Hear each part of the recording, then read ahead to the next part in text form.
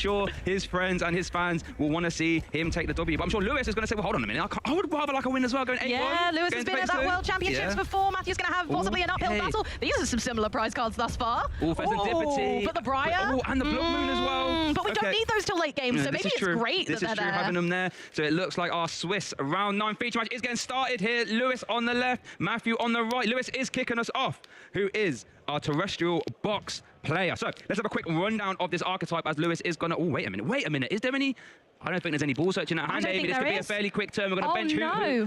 I think that's it. We might bench the Psyduck, not knowing what Matthew's playing yet. And then I think that's a pass the turn over to Matthew. We've got a lone Hoot-Hoot. I'm pretty sure I see a nest ball. There it is. I'm sure the fans in the crowd must be loving this start there for Matthew. Going to play that nest ball. So I guess I kind of leaked that Lewis is playing a terrestrial box archetype. Matthew is playing something similar, but it's got some EVs knocking about. So this deck is rather fun. You have access to Flareon EX, Burning Charge can accelerate energy, Carnelian can do 280 damage. That's a big number. That's a lot of damage. That's a lot of damage hitting for that far-type weakness. Good into Golden Go. You also have a Leafeon EX as well. Verdant Storm, 60 feature energy attached to all your opponent's Pokemon. Has that grass typing as well. But as it is a box archetype, we do have stuff like Terrapagus EX. We have Wellspring Ogerpon to start doing some damage. And then to smooth it all over, you have one of the best consistency engines I've ever seen in Pidgeot EX Quick Search, but then the Jewel Seeker Noctowl as well. And it looks like Matthew immediately putting on the pressure here, going to sob Iron Bundle. That means that can't retreat. Worth noting, you cannot activate Hyper Blower if Iron Bundle's in the active, so that Iron Bundle is going to be stuck there, at least for this turn. It's the worst place for an Iron Bundle, realistically. Yeah, its attack is a bizarre one. It's not useful in this instance, and it takes a lot of energy, so Iron Bundle is truly... Lewis Beck concedes the game. Matthew Roberry takes a quick game there in our Swiss round 9 feature match. Iron Bundle's not meant to be in the active, Amy. Lewis says, you know what? I want to have more time for a game 2 and a game 3, so he just wraps it up. Absolutely, and sometimes that's what you need to do in this game. You need to realize, okay, I'm not going to get one up right now. Be a quick replay, and my goodness, we had some dubious prize cards. Matthew got set up really quickly. The key component here was that Lewis not only had to pass the turn, but Matthew was able to search for that Fan Rotom. Matthew and Lewis are both wanting that turn 1 Fan Rotom because its ability can only be activated the first time you play it on your first turn. So with getting the consistency factor and then locking that Iron Bundle in the active, Lewis drew for turn and unfortunately didn't see an answer, decided, you know what, we need to get on with the next game, so let's jump straight into it. Yeah, because you can't afford to fall back a lot. I can't get my words out there. Against the Wellspring Ogerpon. You start trying to set up, it's got Torrential Pump active, Torrential Pump bench, and it just could get out of hand. And I quite like this idea because, you know, you need enough time to try and win a game 2 and a game 3 to get the W here. So Lewis is giving himself as much time as possible. Because starting the prize cards there, 1 Pidgey. That is the only copy of Pidgey for Matthew, so let's keep an eye on that. And it looks like Lewis is going to start us off. Has that Ditto in the active, Amy? What does that do? That is much better. Ditto has an ability called Transformative Start. It means that Lewis can put Ditto into the discard pile and search his deck for 1 basic Pokemon, which he'd like instead in the active spot. Now, unless he's got any other ball search in hand, we're going to want that Fan Rotom because we need to get our draw engine on board. The consistency is key, and Fan Rotom can only be used on your first turn. It will give Lewis the ability to fetch Noctowls and Hoot-Hoots. You'll be able to get your evolution line in hand. And knowing that Matthew won't be playing any disruption cards just gives him the ability to kind of be able to feel safe in taking those options now. I'll tell you what, Amy, I think Lewis can do one better than searching for Fan Rotom off this. He has it in hand already. Whoa. So this can be your whatever you want to start attaching energy to. And worth noting, since Lewis has had a chance to consult his deck here, let's have a little rundown of his archetype. It's very similar to Matthew,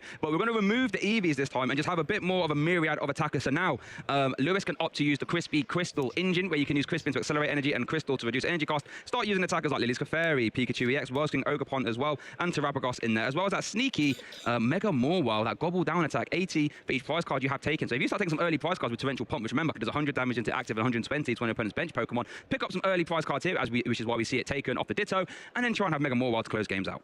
Beautifully said. And now, of course, we're going in with that Fan Call. We're going to get our Hoot-Hoots ready. We're going to get those Noctowls at the ready too. And then we're going to probably be seeing quite a similar turn from Matthew. But then the way these decks work afterwards is where they really shine. Like, these are very different decks in their own right. They just work off a very similar draw engine. This is going to be a battle of who can manage their resources better and, you know, utilize those interesting plethora of attackers in the right moments. Yeah, but we've seen previously on the stream, you know, these sort of terrestrial box, EV box attackers, energy can be really important as a resource, as you said, right? We saw, I believe, when we saw some metal energy prized earlier, Pikachu EX was a non-factor at that point, so you really need to keep an eye on all that. Terrific turn there for Lewis, ending the turn there with what? Hoot-Hoot, Mew, Hoot-Hoot, and the Fan Rotom is over to Matthew. Has led the Fan Call Rotom as well, so he can get off to the races here and consult his deck and work out what's in the prize cards. But yeah, I think if you're Matthew, you will take that. Worth noting, the front Rotom can put a bit of work in as an attacker as well. That assault landing, 1 energy, 70 damage, but there has to be a stadium in play. If there isn't, well, it does a whole lot of nothing really. But as a one prizer that can, apply pressure KO hoots and stuff, it's not too bad. No, absolutely. Unfortunately, Wellspring Ogerpon, it does have a lot of HP. So in this particular instance, Matthew's going to be wanting to look towards something a little bit more advantageous, or maybe just create a really strong setup so that the game has legs to continue beyond this stage. The Wellspring Ogerpon is such a fearsome kind of competitor in this matchup. It's whoever kind of manages to use that to its full effect can really show why they're dominating this match. So, of course, with that in mind, Matthew's put 3 Hoot Hoot down so that only 2 might be in danger at any one time. And our first EVEX of the event. We're going to see the... Oh, hold on a second. We're going to see the Jet Engines active. Oh, I'm going to retreat. Okay, got me excited there for a second. It's just debating whether it wants to do that. Remember that it is going to retreat. EX can evolve into any evolution EX because of its rainbow ability, or rainbow DNA ability, I should say. But we are going to end the turn there, so worth noting. And that's the big difference in the matchup, right? Is that Matthew has access to the Flareon and the Leafeon, and that's going to be an awkward card, the Flareon, for Lewis to deal with, because 280 hit point, I think it's weak to water. Not the easiest one in the world to deal with, since Wellspring Ogerpon maxes out doing 200 damage into the active. Absolutely, ever so true. So it's not quite enough. But even then, this Wellspring Ogerpon could put some real big damage out to start this game off, especially with an easy KO in the active already. Now, although it might not be the best Pokemon to knock out, considering how not very useful it is right now for Matthew, it is still getting right off the mark for Lewis. It's all about setting the pace, setting the tone for the match, taking 2 prize cards, and then you can jump off from there. Looks like we're going to see our first Dual Seeker here. When you evolve into Noctowl, you have a Tera Pokemon in play. Grab any 2 trainer cards you like. Area 0 under death means both players now can have 8 Pokemon on their bench if they have a Tera Pokemon in play. So for Lewis, we have the Wellspring Ogerpon. For Matthew, has the EVEX right now. So that means Nestball is live. I wonder what he's fishing for here. There is a world in which you can grab another Noctowl and go Sparkling Crystal plus Crispin combination, KO a Fan Rotom and a Hoot Hoot perhaps. I think if we go in for the Iron Bundle, so that to try and force Matthew to give up 2 Hoot Hoot. Because either Matthew has to risk it and put 2 prize Pokemon in the active, otherwise 2 Hoot Hoot could get torrential pumped into the discard pile. Sent straight to the discard pile. That terrestrial pump, 100 damage into the active. Although the way he's playing his hand out, I don't think torrential pump is an option. I mean, we can continue to thin the hand, and then we can use Mew to draw 3 cards. So there is potential there. We can use Crispin as well, and that will not only thin the hand, but put some energy on Wellspring Mask Ogerpon. So I think at the moment, it's a thin and see where we land, because we need that Sparkling Crystal to be able to torrential pump this turn. Yeah, if you can find that Sparkling Crystal here, that would be huge.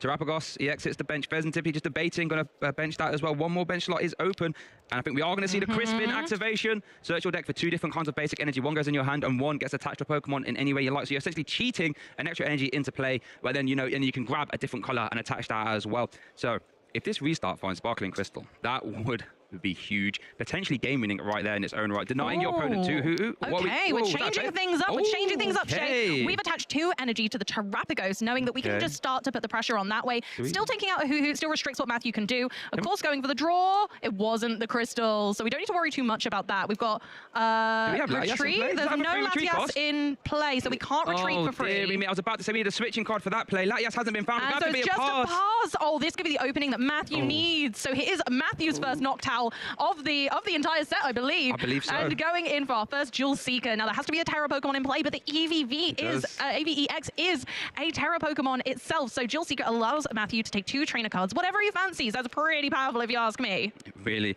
really is. And if you're Matthew, how many times can you be 1 game up in a best of 3 without announcing Dual Seeker? I bet that hasn't happened too often, but that is the situation he finds himself in. After the race with this Dual Seeker here, it looks like he's consulting what exactly could grab on and work out what Pokemon is available to him. Bear in mind that Area 0 Underdepth is currently live right now, so he can fill his bench.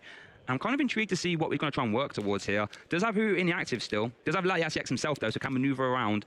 It looks like Crispin is going to be taken. And considering the Sparkling Crystal, so I think that's going to be our next one. And then looks like we're going to be playing that Crispin right away. Going for the Lightning and Fire onto Eevee. Could we iron up the big Carnelian, Amy? We'd need to find the Flareon. We've got a Tera Orb in hand, but we've also got more Noctowl power to go. Dear me, this is... Matthew's off to the races here.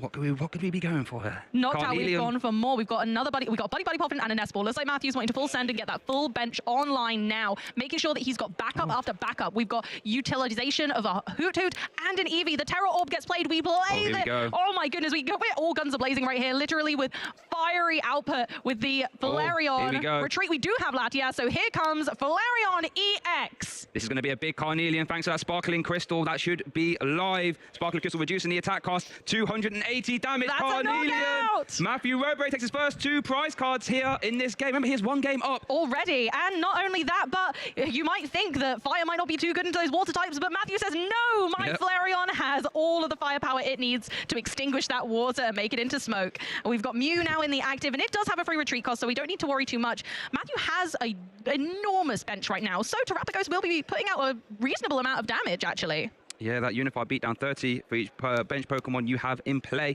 There is the Earthen Vessel. Pikachu EX come down. This is interesting because one advantage, I should say, Matthew has in his matchup is the fact that Flareon EX, Carnelian, we just saw it, 280 damage. That one-shots everything on Lewis' side of the field. However, he doesn't have access to Pikachu EX. Now, Pikachu EX for Lewis is the same thing. Topaz Bolt does 200 damage. However, it's got that Resolute Heart ability, which means it cannot be one-hit KO, because if it was going to get KO'd when it had 4 hit points, it goes down to 10 instead. So you can always see the counters to the counters and the wrinkles to the wrinkles, and I'm intrigued to see how this pans out. Bear in mind, Carnelian's text is it cannot attack next turn. So that was a rough Mew restart. What did we see there? What did we see? Oh my gosh, confused. We haven't got anything going on in the hand so far, Shay. It's all down to this. We've got a Noctowl. We've got a Noctowl. Okay, this could be it. I was thinking we might be in trouble there, but the Pheasantipity has come through. We finally have a Noctowl. We can start getting an attacker on the board, get that Sparkling Crystal. Looks like it might be a Pikachu angle here, like you say, Shay. Yeah, we could be seeing the one-hit KO merchants just trading blows with each other. Jewel Seeker is going to conclude grabbing that crispy crystal combination. Sparkling Crystal reducing the attack cost by any color to the terrestrial Pokemon it is attached to. So I'm thinking we're going to see some energy getting attached to that Pikachu EX. We're going to see Sparkling Crystal reduce the attack cost, and that means Topaz Bolt will be live for 2 energy, and that does a monumental 300 damage. Now, Shay, Pikachu has that Resolute Heart ability, so it's going to be harder for Matthew to make a comeback now. Maybe this is that pace of play that Lewis needs to bring this back, to give him the advantage to continue on playing. Here we go with the attachment from Crispin, the Sparkling Crystal. Mew already has free retreat. We can go into Pikachu, and we go for a whopping 300 damage with Topaz Bolt. That is honestly a massive attack. Not only, I mean, it does reduce all your energy, of course, but Matthew, look at his board. There's no energy attached. It only has access to 2 Hoot this turn. Oh, and has to discard because that was the only terrestrial Pokemon in play as well. That Latias has been discarded. So true. So we've gone into the Fan Rotom. Maybe there's an angle here for using Assault Landing just to pop the Resolute Heart ability, just to get a bit of damage on the board on Pikachu so that it is able to be knocked out next turn. I think that's all we're going to see here. Worth noting, Matthew did take the Pidgey out of the prize card, so has benched that, so Pidgey will become an option at some point. But as you rightfully said, that Resolute Heart ability is null and void now. That Pikachu EX will get sent to the discard pile when it's taken enough damage. Is over to Lewis. I mean, hasn't got the greatest. I mean, has got the Unified Beatdown online for sure. Hasn't got Latias still though, so won't be able to get Pikachu out the active. Has a 1 retreat cost, I believe. Yep. Yeah, 1. We do have a Noctowl potentially because we've got an Ultra Ball. We do have a Hoot, so we can make a Noctowl. We can look into possibly putting more energy on the Pikachu and going again. But I think it feels wasteful, right? This Rotom, 1 prize card for a Rotom. That's the situation Matthews tried to force Lewis into. Lewis ideally wants to take 2 prize cards here, so doing anything less just feels so wasteful. So eyeing up the potential Latias. We need to try and maneuver out the active. Boss's orders being eyed up here as well. I think just trying to work out. It's going to Ultra Ball for Latias. So that's Skyliner ability. All your basic Pokemon have no retreat cost. And it looks like, oh, we've already got Noctowl in hand, so we're going to go for that now. And then we're probably going to take that Boss's orders. Yeah, of course, going in for that Boss's orders. And, saying that, though, Matthew actually has claimed a single prize board state because of discarding that Latias EX. So that's no very clever. Here, I mean, you can make an argument for Hoo-Hoo or Pidgey. I mean, you could maybe even make the argument for Eevee. All of them are viable options. I think the only one you never really KO is a Noctowl. I think we can leave that one. Looks like Boss's orders is being taken. I wonder what the second target is. Worth noting now, Lewis has no Hoot in play now, so Jewel Seeker is offline. We'll have to allow him restart and flip the script. No, flip the script is not live. There was no KO on last turn for Matthew, so we're going to take the double supporter, Boss's orders plus Crispin. Yeah, knowing that it's unlikely that Matthew's going to play any cards that disrupt his hand, Lewis is just getting ready to be able to attack, disrupt, be able to use Boss, and just kind of pre-plan for the next few turns, because as we've said before, taking out this Rotom is not very advantageous, but maybe something else on the bench is going to help Matthew increase his level of play, like Pidgey. It's going to be that Pidgey. Is much better. There we go. Unified Beatdown is online 30 for each bench Pokemon. As you can see, there's a myriad of bench Pokemon. There's a lot of damage, and we know how strong Pidgeot EX can be. So Lewis saying, I'm not letting you have that quick search, unfortunately, Matthew. Going to turn attach to Pikachu EX, consult the discard pile here. But it looks like, that's what we're going to see. Unified Beatdown for the KO. 3 prize cards left for Lewis to take. Is over to Matthew. Hasn't really got a lot going on here. Let's see what he can manufacture. But the Sparkling Crystal is gone. Okay, we've got a Nest Ball, so we might be able to flip the script. There it is. But that doesn't present us a terrestrialized Pokemon, so we still don't have any bench space. So even though we have Pheasantipity, we're going to have to rely on whatever that Eevee can become in order to make a meaningful set of attacks this turn. So this could be a really impactful flip the script. This could literally turn the tide of the game, give Lewis the time he needs, or give Matthew the resources that he needs to piece together a win. Yeah, this is really interesting. Let's see what these 3 cards hit. 1, 2, and 3. Noctowl, Boss, and Jet. Oh, so we can't Noctowl. We don't have a terrestrialized Pokemon in play. We can't get one? Question mark. Is that a run? No, nothing like that. The Boss's Orders Fan Rotom. We're going to see the Assault landing into the Fan Rotom. Going to take a KO, even up on the prize cards here. But yeah, not the most impactful turns, but it's going to take a prize card. But there is a 2 prize Pokemon for Lewis to try and go hunt it now. We know has Boss's Orders in hand. Now, the interesting thing about these lists is that Matthew plays Briar and Lewis does not. Okay. So Lewis needs to take 3 prize cards, either sort of 1 and then a 2. But Matthew can knock out 1 more Pokemon and take the win. That is true. Keep an eye on that. But I think we know he has the Boss's Orders in hand. Unified Beatdown does reach 210 right over max bench. 360. Yeah, it does. So could go try and hunt him for that Pheasant Dip to go down to 1 prize card, make Briar null and void. Ooh, okay. This is off the Super Rod, so that's going to get shuffled back in. So not quite available yet. That Hyper Blower, letting you push your opponents active to the bench and they can promote anything they like. I think in Matthew's case, you then are tossing up between Noctowl and Hoot, really. You want the Noctowl to be knocked out, but then your opponent could just pass and leave it in the active stuck. So there's a really harsh argument for what on earth you'd bring forward. There's the Boss's Orders. Here we go. Pheasantipity, Night Stretcher. Oh, remember that Topaz Bolt is getting set up here. Here we go. Going to make it really awkward. Matthew's not going to be able to use Briar because we're going to have, of course, the Pheasantipity taken down, taking Lewis down to 1 prize card. Briar only works if your opponent's on 2 prize cards remaining. So I think surely you go for a Unified Beat. I think that is definitely a KO, right? 3, 6, 9, 12, 15. Yeah, that's definitely a KO. I'm certain. Yes. And then you can just leave the Topaz Bolt threat there saying, whatever you put in the active, it better have more than 300 hit points. And spoiler alert, Matthew hasn't got any Pokemon to do that. There is the Pheasantipity, flip the script, drawing 3. Oh, there's the Skyline retreat. Terrappa goes the X, hits the active. Unified Beatdown. Lewis, 1 prize card away from even us up here. Swiss round 9 feature match is over to Matthew. What can he? Oh, and it's going to be the concession. Taking it to a game 3, Matthew and Lewis proving which version of this deck is truly the champion. Lewis just skewing the prize cards there to make it really difficult for Matthew to bring it back.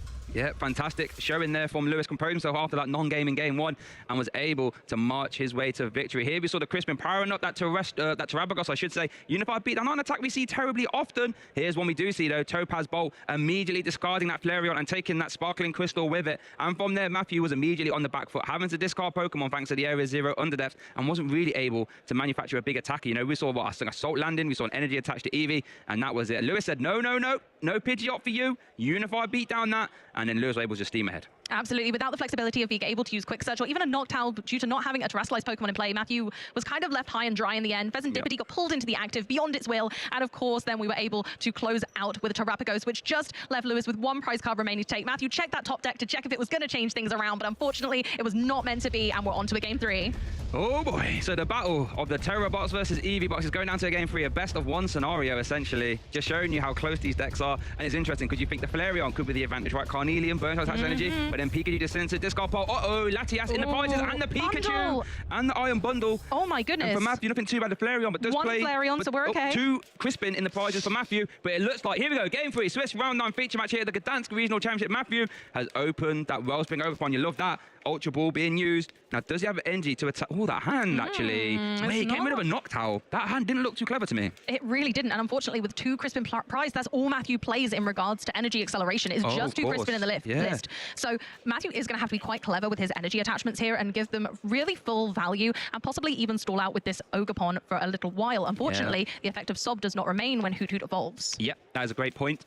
And yeah, I guess because you're relying on using Burning Charge, like we haven't seen so far in this best of 3, but for 2 energy Flareon does 130 damage and accelerates 2 basic energy to your Pokemon.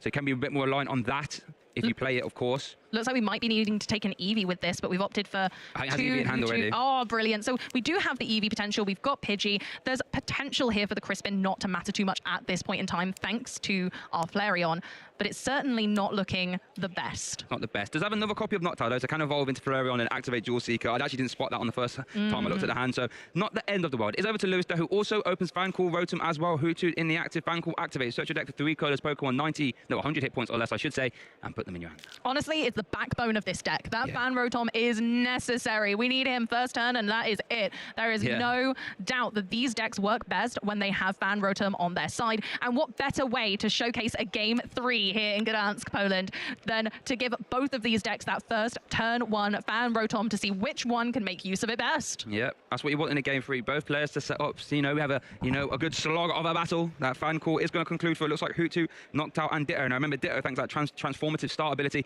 can turn itself into whatever you like, provided you can get it into the active spot. So I would imagine, well, I would say we can't use Latias. That's currently in the prize cards right now, so we would have to see a turn attachment and a retreat or a jet energy as well. Let's see how Lewis can get this in the active.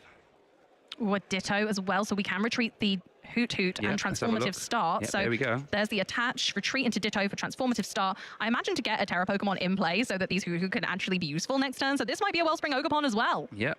Could be, but bear in mind, we did see the turn attachment. Unless you also use Sparkling Crystal, we're not going to see a sob from Lewis. And I imagine he doesn't want to commit the Sparkling Crystal, well, this early on. And, you know, just a sob, we want to hold on to that. Oh, it's a tough choice between the Terrapagos and the Wellspring Ogerpon. They've gone for the Terrapagos out of Ditto. So getting that Tera Pokemon in place so that next turn we can start using our Noctowl. Now, considering a third Hoot, there it is. He realised. Could you imagine that on a base? Just bench of grab Jewel Seeker. That would be good. Okie dokie. It looks like it's a time to pass back over to Matthew and see whether he can take advantage of the fact that Lewis doesn't have much protection for those Hoot right now. So we had Area 0 Underdepth as the top deck. Yep, Jewel Seeker is live. Matthew, you do have that Wellspring Ogerpon there. Don't worry about that. Now, that would be disastrous if we didn't. Oh, my word. Rare Candy. Do you have access to Pidgeot this turn? You go Rare Candy. Ultra Ball Serrano. That does get there. Search your deck for 3 EX Pokemon and pop them in your hand. Don't see it too often in the EV box deck, but here it's working great. That's all you need. And then the beautiful thing is, Serrano finds Pidgeot, Pidgeot finds Quick Search finds whatever you like. But Serrano will also help to get these EV evolutions. It does. So Matthew will be able to take some of those as well. There's so many options. There's too many options. Noctowl's opened the gates and it's flying through them. So we're going to be able to get whatever we need here, whatever Matthew thinks is the best call right now to keep his game consistent. Looks like we're going for that Rare Candy and Serrano. And then, of course, we're going to go and get our EX Pokemon. So we're going to grab a Pidgeot, a Latias, and... Not Hoot. Can't take that with Serrano. No, we can't take a Noctowl, but we need to do some counting. We need to make sure they're there. That makes sense. Yeah, with maybe a Terrapagos as well. Or Serendipity, that also there's works. so many choices. I think that's the beautiful thing about putting Serrano in this deck. It's a really underrated card. It really is. And you know what the scary thing is about this turn as well, Amy? Matthew still has Quick Search available. You know, the turn continues at this point. Quick Search, letting you grab any card you like from your deck once per turn on a free retreat 280 hit point Pokemon. Yeah, I mean, you can attack with Blustery, discard the Stadium. It's not the worst attack in the world. And throwback to our interview with Emma Hagen that we had on stream earlier, saying that Pidgeot's the best card in format. This is the deck she champions, this EV box deck. And you can see why. Here's the Quick Search. I wonder what we're taking. Yeah, I'm not sure at this point because we are struggling. We obviously can't play Crispin. We've you know, used the Serrano instead, which is a nice tell from Matthew. He's not told Lewis he hasn't got the Crispin by attempting it and failing it. He's realized and gone, okay, right, what's my next best play? My next best play is creating consistency because that's going to hopefully put me in the driver's seat of this game. Having Pidgeot and always being able to continue playing just because I'm always going to have that Quick Search available, at least for now. But I'm not sure what I'd take in this scenario. I'm not the expert on EV box. Matthew is. It looks like Fire Energy was taken. So you do need a Fire Energy, of course, to attack with Burning Charge. There is the turn attachment of the Fire Energy. Oh, no, taking it back. Considering it. You do have Flareon in hand. Does play 2 copies. It is our first game of Phase 2. Every play does matter. So taking your time to consider maybe which energy needs to be attached where and when is a really important factor. It looks like we're just going to see the Sob now. Okay, so a bit of a... Oh, no, going back, consulting the hand. Here's going to be the Sob. 20 damage. Yep, there we go. Retreating. If you are joining us here, this is Swiss Round 9. Feature match here in Gdansk. This is Phase 2 action. Players want to try and get wins, put them in the back pocket. They can catapult themselves into the asymmetrical top cut and beyond. Is over to Lewis. Bear in mind, this is a best of 3. Both players have game 1 and 2, I should say. So whoever wins this match, 90 minutes left on the clock, will take the win. Yeah, it's a curious position that Matthews put Lewis in here, kind of forcing that use of the Terrapagos, but I don't know if Lewis can get enough damage out at this point to be able to knock out a Wellspring Ogerpon EX. We need to get this bench a lot more full than it is. We're going to need an Area 0 Underdepths to start things off and then get all those basic Pokemon alongside it. And I'm not sure Lewis's hand is looking quite as advantageous as we'd like to be able to pursue that line. It looks like we are going to see the Jewel Seeker activation. So it looks like Area 0 Underdepth, step 1, or piece 1 of the puzzle, I should say, is being used there. I think it's have another Ultra Ball in hand. I think it's another Jewel Seeker. Go Jewel Seeker into Jewel Seeker, but it would require a monumental effort because your support for the turn would have to be Crispin to get energy in play, or Sparkling Crystal plus turn attachment. Very costly things to do here this early on. So let's see what Lewis can manufacture. Yeah, you need a full bench to take this out. So we're going to need every single Pokemon helping us out. We do have the bench space now. We can go all the way up to 8, but we can't do much else right this second. We have a Nest Ball. We have some Ultra Balls in hand, which I reckon is why we're going for this Mew, so we can thin the hand down, draw up, and hope for some more Pokemon. So going to start that journey right now. We have a Lily's Clefairy and a Nest Ball left in hand, so we can Ultra Ball, then Nest Ball, maybe even play down the Lily's Clefairy and then Mew. But the Lily's Clefairy could be risky. It's got low HP, and Matthew's Pokemon can definitely deal with that.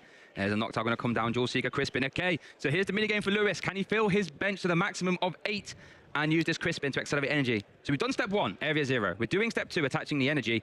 Can we get step 3, Amy? And that is fill the bench with only restart available, and potentially whatever we take here off this Crispin. I mean, the Dual Seeker, I should say. Nest Ball was being debated. I think we have to go for the Nest Ball. I think the Buddy Poffin only gets us 1 Pokemon due to the Pokemon that are already out in play and the prize cards. So I think that we have to, it might work out, I suppose, but it's a tricky one, that's for sure. Here's Lily's Clefairy, Buddy Poffin for the 1 Hoot Hoot, which is a nice Pokemon to be putting down because of the amount that have already been utilized. True. Crispin for the 2 Energy, which we're going to have to put into play right away. Yep. And then we restart. Oh, we play, is it a final Nest Ball? I think there's one more Nest Ball in hand, so this we could restart with Mew. That has to be nice. In the prize cards, it probably do we even have enough Pokemon in deck? Wait a minute, Shay. Do we even have enough Pokemon in deck? Because we've got 3 in the prize cards, remember? I think if Fez is in the deck, we should be okay. I'm assuming that, well, yeah, Festivity's in there. They should be around. We want to shuffle up here. I guess if you were shuffling, you're not going to play that Nest Ball. Maybe you restart first, actually, to see what you're doing before you play the Nest Ball. Because then you might draw into it. Yeah, draw into a Pokemon first without having to play. Here we go. There's a restart for 2. This is the magical 2. 2. Oh no, Shay! It's not going to be enough. Wait, is it not a Nest Ball in Oh, okay. Oh, is that That's a KO anyway. Is that KO? Oh, it's exact math. Yeah, it's 21, 210. Oh, yes, he's okay. exact. I thought we had to have full bench. I was wrong. My mathematics was wrong. And yeah, it's exact math there with the Hoot Hoot and the Clefairy. So we're able to keep a little bit back. That's my bad. I did bad maths. Did take Pikachu EX out of the prize cards there. So we did need that Topaz Bolt. That's a very big attack. We use that quite a lot. So it is over to Matthew now. Going to promote the Pidgeot EX. Has a free retreat cost.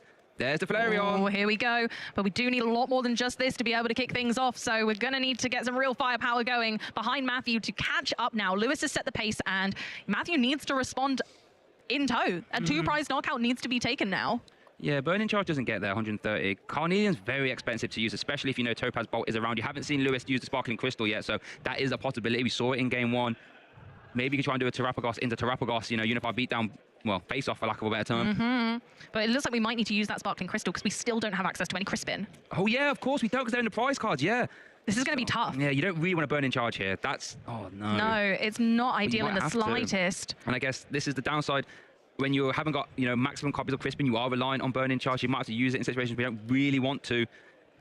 There is a world in which we can, we get the Night Stretcher, we go for the Crystal, and we do kind of pull this together, but it's going to be a struggle. I think we're going to Night Stretcher for the Noctowl, maybe, and then use the Noctowl to be able to piece together our next area 100% with, correct. Yeah, with the Buddy Poffin, it looks like, and maybe the Crystal, and then that will allow us, or a Counter Catcher maybe being considered. That's interesting.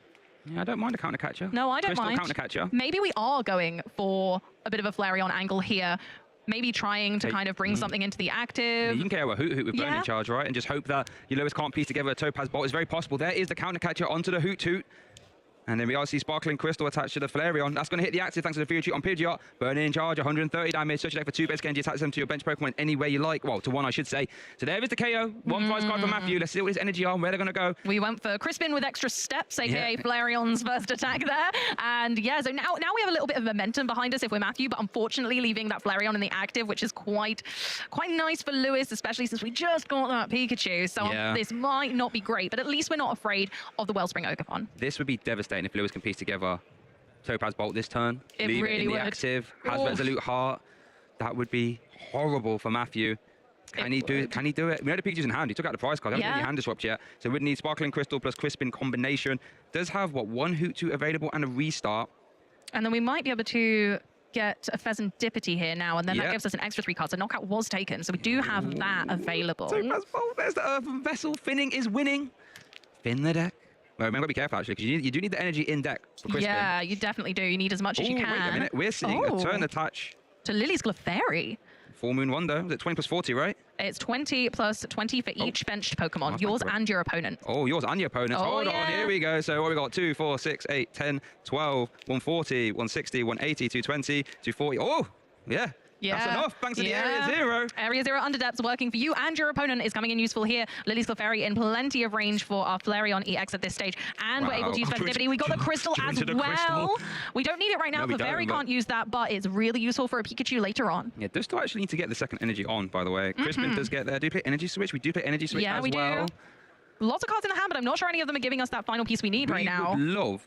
Wait, I don't think they do. There's no way. There's nothing. There's no way. We're having to go into trap. No. Oh, this is okay. I can tell you that. What is happening? Wow. Wild. Unified Beatdown. Matthew Robre might have been given a lifeline here. That's not going to speed at which he's putting those dice. So like, give me my turn. He got away with That's cheeky, that is. He really did get away with that. Wowza. With all the cards being drawn there, I was convinced Lewis was going to have that out and just take down that Flareon. But we have now a little bit of time as Matthew to try and claw our way back into this game. Flareon's sticking around for a little bit more time, but we still don't have a Crispin. But that's okay, because we have the Sparkling Crystal, and having that for 2 attacking turns is really impressive. Yeah, that doesn't often happen. So with this, if you're trying to get back into a game, having quick search available is one of the best things you can do. Basically saying whatever I want, I can go and get. Didn't actually see what he took there, or maybe it's consulting the hand.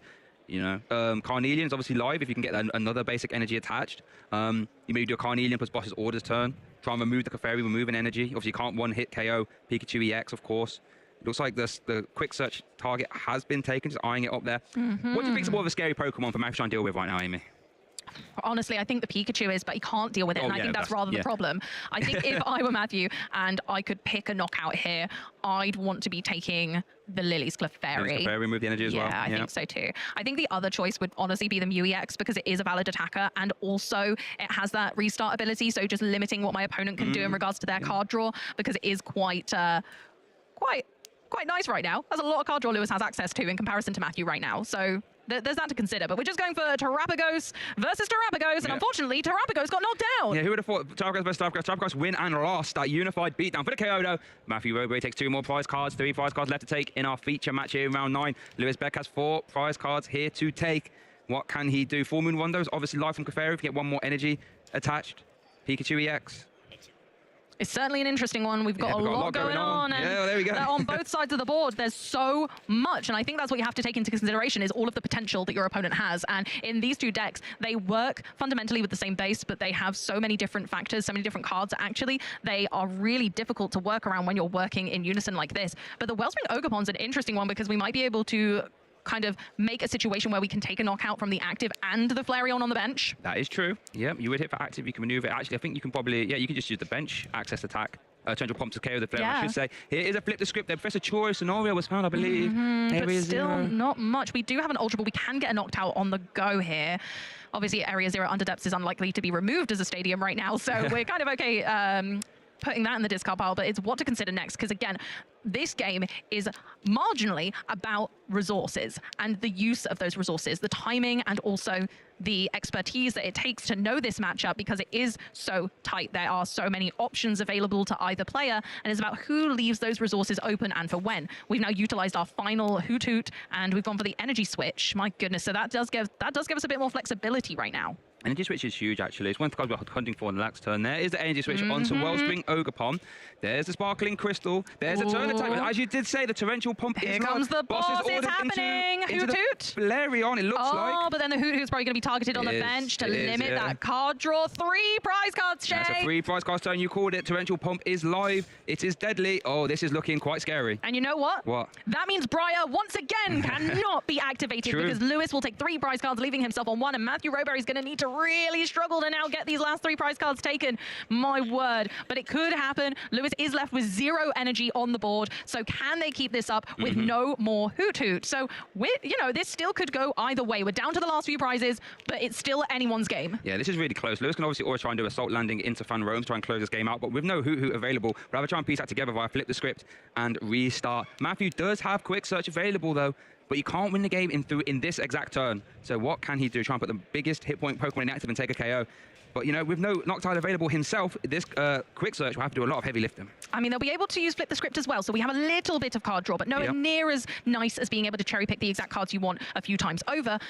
Pidgeot's going to be able to start putting the puzzle together, but we might need a few more pieces. Matthew's going to need to put something with high HP in the active. I don't even know if it's possible to...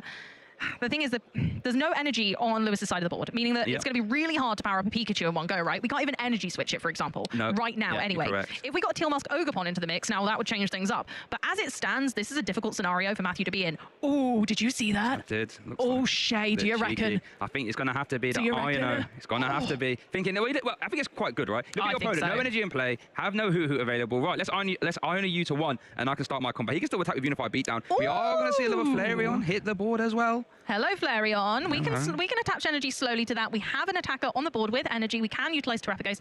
I think the Ino here would be such a lovely way to try and make that comeback, forcing Lewis down to 1 card in hand with no more Hoot Hoot on the bench. They'd be restricted to just using Mew EX, possibly Pheasantipity EX. Matthew trying to bring his own consistency back onto the board with a Hoot Hoot. And here we go with the Ino. This could change things up and make it quite difficult for Lewis to make that comeback, limiting the amount of cards that he has in hand.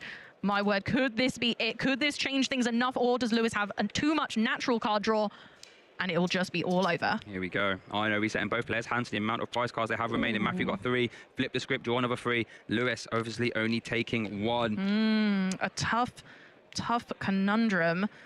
We can play some more Pokemon. We can get a Unified Beatdown knockout on the Ogerpon here. Yeah, that's definitely live. We do have that possibility. Is it Blood Moon being eyed up here? This is an interesting card we haven't had a chance to talk about much, but it is really good in this matchup, doing 240 damage for a little 0 energy. Yep. Yeah, because 0 energy right now. 0 energy, big KO, 260 hit point basic. If you're wondering how that attack season skill reduces the attack cost by 1 for each prize card your opponent has taken, Blood Moon attacks with 5 energy normally. Lewis has 5 prize cards taken. It attacks for 3. Here we go. It is over to Lewis now. What can he do? Remember, he did get hit with an Iona, but does have restart, does have flip the script, so can start the turn with a 6-card hand. But how do you deal with a 260 hit point behemoth in the active? Frustratingly, there is a boss's orders in hand, but no Pokemon that can do anything against the ones in play. Oh, that's it! That's it attached to a Fan Rotom and a boss for game. And the boss is, the assault landing into Fan Rotom. There is the turn attachment. There's the boss orders into Hoot Hoot. And Lewis Beck takes our Swiss round 9 feature match here in Gdansk. Congratulations. Absolutely phenomenal plays from both players, but Lewis just brought it forward with that